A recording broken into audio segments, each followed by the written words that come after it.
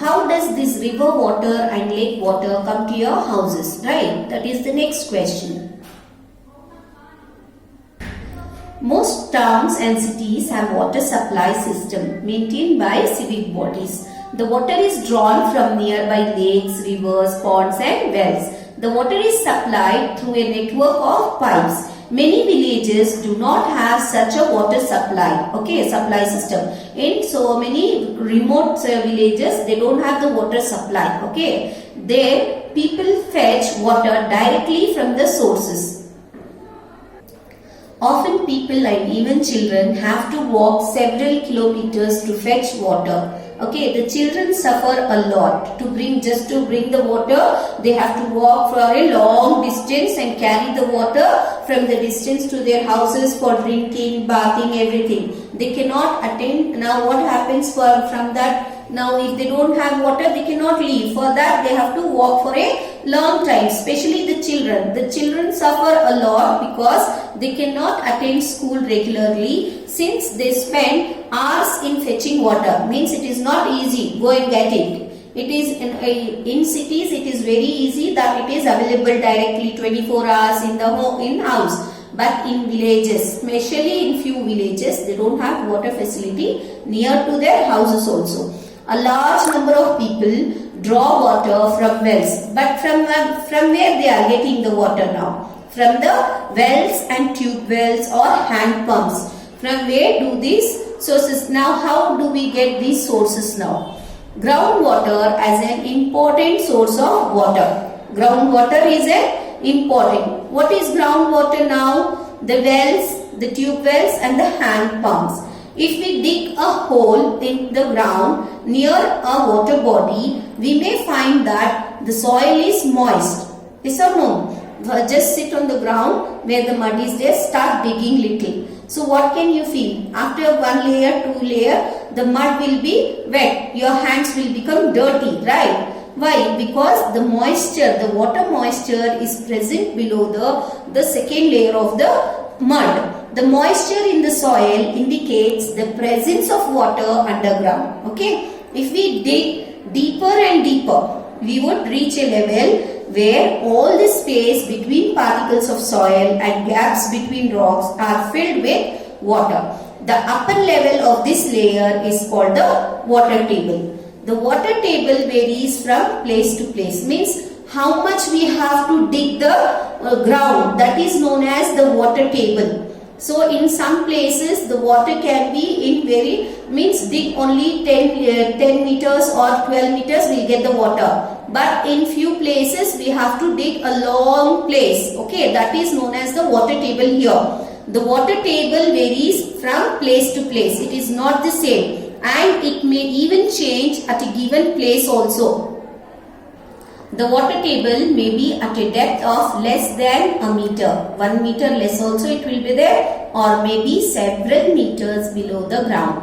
The water found below the water table is called groundwater. What it is called? The groundwater. What is the source of this groundwater? Now how the water is gone below the earth? That is through the rainwater.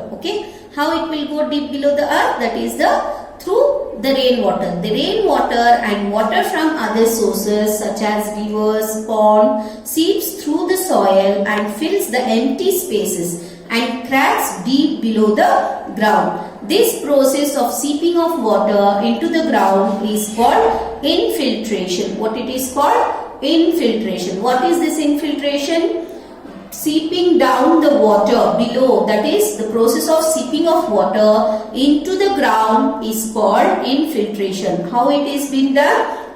Are we doing it? No. It is the natural process which is going in the nature.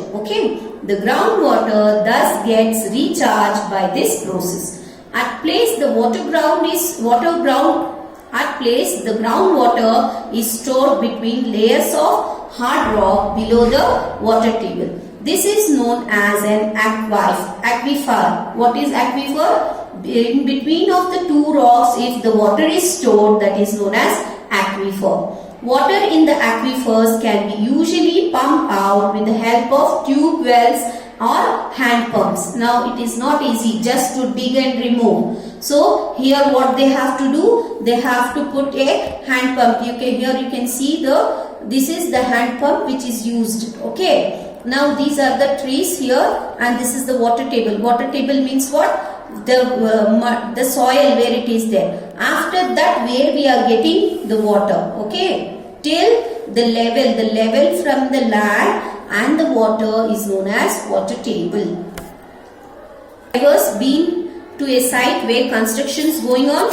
Yes. From where do the workers get water for construction? Maybe you have seen boring being done at such sites to reach the water table. Doing means when they construct a bore, you have heard the voice near your house or somewhere nearby. What happens? They start digging the earth. It makes a loud sound, and it continuously they will do it for 1 day or half a day till they get the water level, right? That is nothing but you can see directly wherever it is going on, you can see and have a look for that, how they dig the water in bore wells.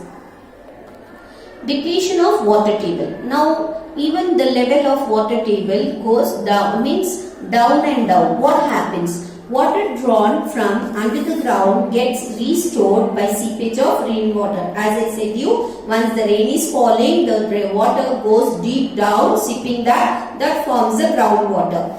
Now the water table does not get affected as long as we draw as much as water is replenished. Now how much water is going down, so much if we are removing, then it will not harm. If removing is more and going, that is seeping is less, then the water table, what happens? It is not sufficient and it replenished. Okay.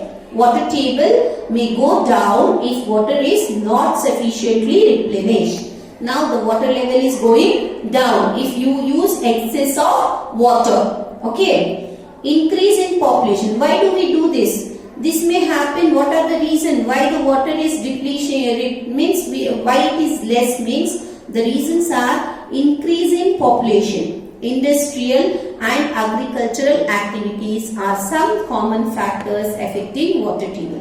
Which are the things now affecting? Especially increase in the population, industrial and agricultural activities are some common factors affecting water table.